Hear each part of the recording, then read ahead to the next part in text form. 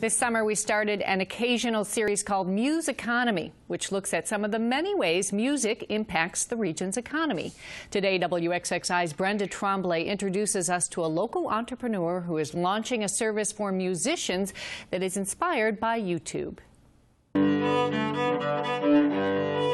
Psychologist and businessman Tim Enright got the idea for the new service in the middle of a cello lesson. I've been taking cello lessons for a couple of years from Diego Garcia at Eastman Community Music School, and he is full of so much important information that I really wanted to try to capture it, and I found that I was having some trouble remembering everything he was saying when I sat down to the cello at home to practice. So much so that at times it would inhibit me from practicing out of fear of picking up bad habits. Enright wanted a way to capture his lesson so he could watch it again and again later while he was practicing at home.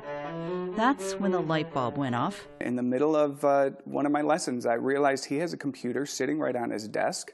I know he has internet connection because he shows me YouTube videos of other performers to help me learn more about how to interpret music. All that was needed is a webcam and some software. So about a year and a half ago, Enright hired a couple of developers and created Virtuoso TV, an internet service designed specifically for musicians. The idea is this. A student walks into a lesson, and the teacher clicks on record on the computer, which is already set up with a camera and quality microphone. The program videotapes the music lesson and then automatically sends it to the Virtuoso TV website, where the student can watch it anytime, anywhere, to review important tips and play along. When you record yourself, the thing that you find is many things are better than you thought. And many things that you thought were fine, it surprises you to see, oh, am I really doing that? Ooh, okay, let me work on that this week. Karine Stone teaches string players in her home studio in Rochester.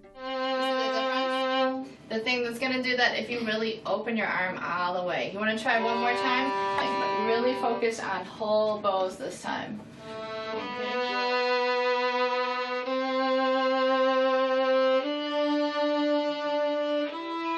That can be homework for you. Really the whole thing, whole bows. Thirds and arpeggio too, okay? Okay, I'm going to put a chapter mark in your lesson. When Tim first told me about the program, I said, well, am I going to see my student on YouTube and have their mom crying at me, why is this broadcast? That was her main concern. Other teachers, she says, might worry that such a service would infringe on their intellectual property. You wouldn't want someone to take that and then start selling your lessons, you know, or just sharing them. I mean, it's kind of like burning a CD or copying software. But Tim Enright, the founder of Virtuoso TV, designed it so that only users with a password can see their own videos. That's unlike YouTube, where most everything is open to most everyone. The other crucial difference is the time frame. YouTube limits users to 15 minutes or less. Virtuoso TV, or VTV as Enright calls it, lets teachers record up to 3 hours, non-stop. Make sure you have your best violin hold. Can you make sure also that your wrist is a little straighter, Mark? Good. Make sure your pinky's strong. That looks really good.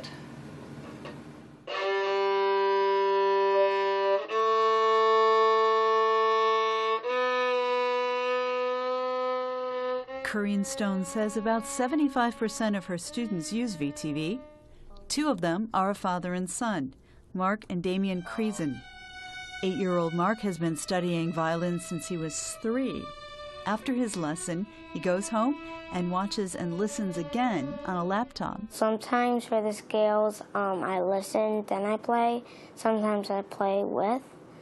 And sometimes I just go in, watch it, play, go back in, watch it, go, play.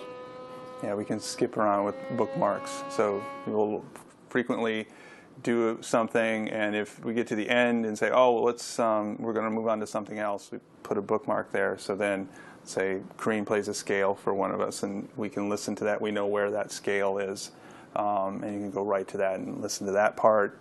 Maybe only do that today. Remember this one? We're thinking of push off and coast.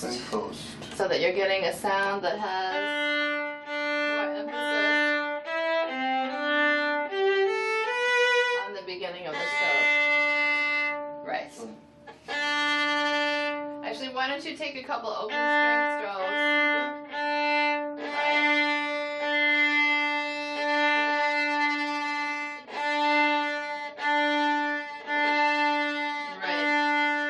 One other thing, Damien, actually trade me spots just so this goes in your video. If you can make sure there's a difference between coasting. Damien Kreisen began taking viola lessons last year. He says VTV has helped him get to the point where he's able to play with his son in a community orchestra, the Kaleidoscope Orchestra at the Eastman Community Music School. I'm very new to any kind of music, so being able to hear what's going on, hear what my scale is really supposed to sound like, watch particularly what my hand is supposed to look like, what my position is supposed to look like when I'm doing it, not just looking at, say, what it's supposed to be in somebody else. So it's can be used in a whole bunch of different ways. It's really very useful.